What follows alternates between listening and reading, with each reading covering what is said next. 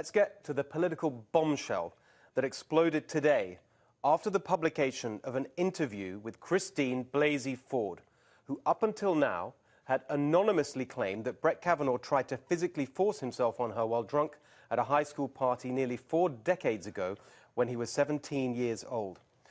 The interview includes new details and corroboration in the form of therapist's notes from 6 years ago.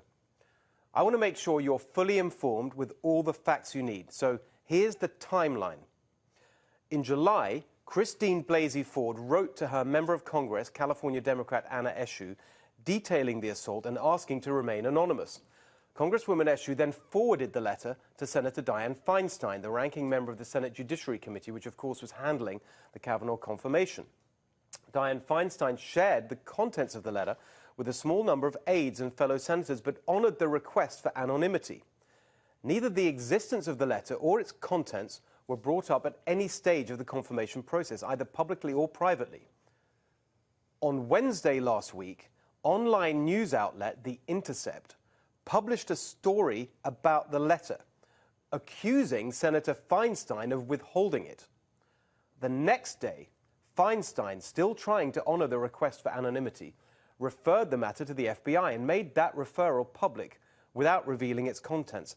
That set off a media firestorm, which resulted in Ronan Farrow from The New Yorker going public with the allegations, still at that point anonymous ones. Brett Kavanaugh has categorically and unequivocally denied this allegation, and the Judiciary Committee vote on his nomination remains scheduled for this Thursday. The letter itself has now been published. Democrats are united in calling for a delay while this matter is fully investigated. Some Republicans, including Lindsey Graham and Jeff Flake, say they want to hear directly from Ms. Ford, the alleged victim, before moving forward. And now, Senator Chuck Grassley, chairman of the Judiciary Committee, says he is actively working on following up with both Brett Kavanaugh and Ms. Ford before proceeding with the confirmation process.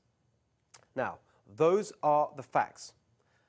And based on what we know now, at this point, here's my opinion. 1.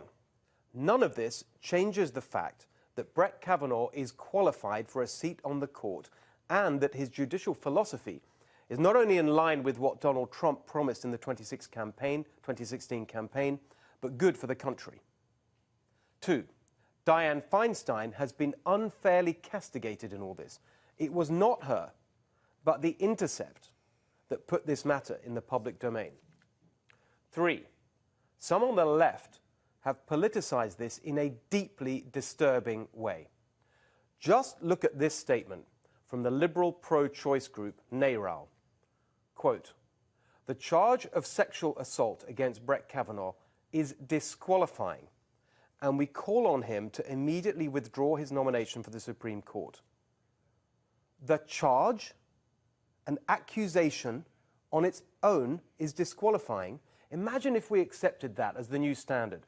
Anyone could make up anything about a candidate or nominee that they oppose politically, destroy them personally, and prevent them from public office. Our republic depends on good men and women who love their country and love their community, stepping into the arena to serve and lead their fellow citizens. This outrageous new standard that any attack at all, any allegation, can end someone's career, that is the true threat to democracy, not President Trump, as all these leftists claim. This is quite simply the rule of the mob, and we must not allow it to prevail.